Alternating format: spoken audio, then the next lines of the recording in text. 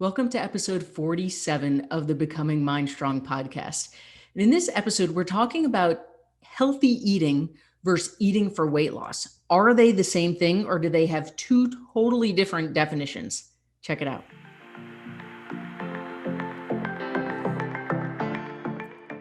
So it's always super fascinating to me when we put posts, especially on social media, because my business is online. That's where I interact with the most people. When we start talking about weight loss, the comments that automatically come back, and it makes sense because this is how the industry is designed, right? The comments that come back are things like eating healthy is hard. Eating healthy foods is expensive, right? We automatically think about shopping at these high-end supermarkets. And the idea of my post may have been about weight loss, but the comments that come back are about healthy eating.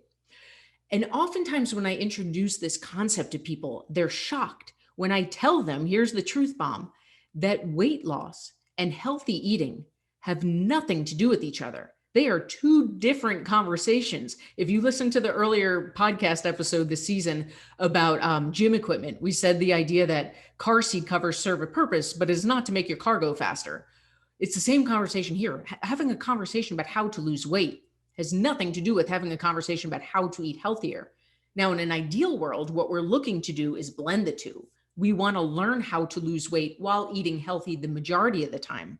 But it is not a fair assumption that if someone has gone on a weight loss plan or someone has lost weight to assume that they're eating healthy. And I'm going to explain exactly why that is. You've heard me say many times that weight loss comes down to calories in versus calories out. There's literally only one way to lose weight. It's how the human body is designed, and it's to be in a caloric deficit, eating less calories in a day than we burn.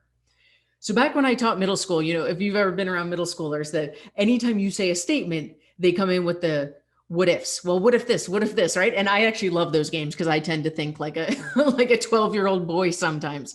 And this is one of those conversations where that's a fun game to play, right? If I were to tell you, and I'm just making this number up, please don't use it. But if we figured out your personal numbers and we said, okay, you have to eat 1,400 calories a day in order to be in a deficit. Again, don't use that. I'm just making up a number. Personal numbers are way more personal than that.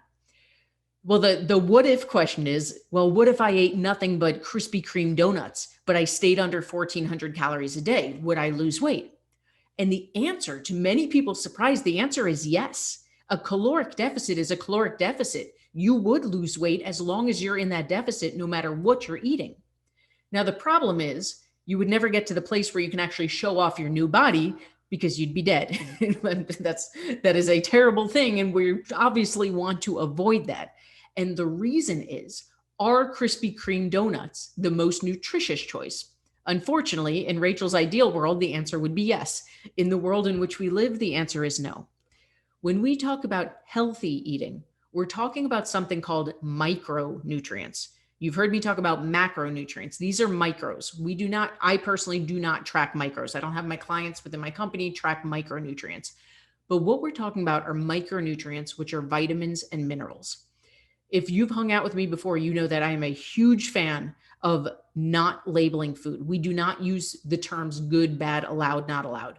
The terms we use are nutritious and less nutritious.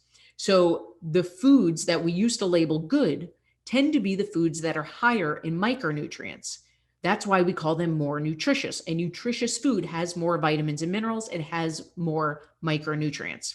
We don't call foods bad anymore in our world, but the foods that most people label as bad are less nutritious. They have less vitamins and minerals in them.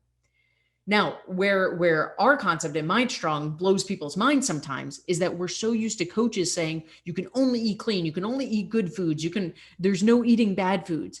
And I am of the belief that we should always be flowing with our human nature, which means, yes, we want to be eating those healthy, nutritious foods the vast majority of the time. And we still want to allow for the more fun, less nutritious foods now and then. And it's for all the reasons we've talked about in earlier podcasts. You can go back and listen to them, but the blanket statement is restrictions never going to work, right? If you've labeled a Krispy Kreme donut as bad and you put your horse blinders on and say, I can't. Well, there's going to come a day where you try to just have one and you're going to have 12 because you've been living off restriction for so long. But if you're eating mostly micronutrient packed, nutritious foods the vast majority of the time, cool. Go fit a donut into your plan now and then. It's not the end of the world. You're not going to die from one donut. You're not going to ruin your weight loss plans. You can 100% lose weight while still fitting that donut in. That's the beauty of macros. But what we need to understand is that these are two different labels. These are two different concepts. Can you be in a caloric deficit eating nothing but micronutrient packed, vitamin filled, delicious raw vegetables? 100%. It's going to be hard to get protein in, but you can get protein from clean sources.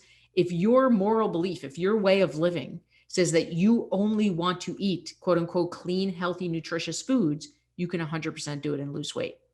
And for the vast majority of us, we can do it the other way. We could do it the way where we eat those clean, nutritious, vitamin packed foods the vast majority of the time, and we still allow for the less nutritious foods now and then.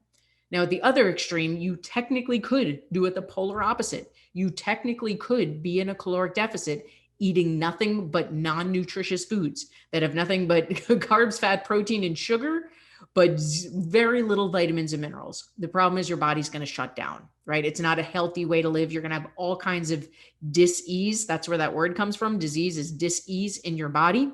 And everything's going to shut down. Your heart rate's going to go up, your blood pressure, you're going to be a hot old mess medically. So the key to this is meeting in the middle. If you want to be the extreme of healthy eating, you can, but you don't have to be. And that's the message that we spread, is there is a sweet spot in between where you can still eat the foods you love. You could still have those donuts. You could still have that wine. You could still have that pizza, and you can still hit your goals. But for the purposes of this episode, what I want you to understand is that those two terms are not one and the same. When you hear people say, oh, I'm going to lose weight, and everyone says, oh, eating healthy is too expensive, or, I don't like healthy foods. It's a different conversation. It's the car seat in the junker car. I've even had people tell me, I want to sign up for your Ignite program, but I don't like vegetables. And I'm like, cool. One thing has nothing to do with another, right? It's all about your lifestyle. It's all about your preferences. We want to make those health choices the majority of the time, but we need to understand that it comes down to a balance. It's not one extreme or the other. It's math, it's science. It's about finding the balance that works for you. And it's about making this a totally sustainable lifestyle.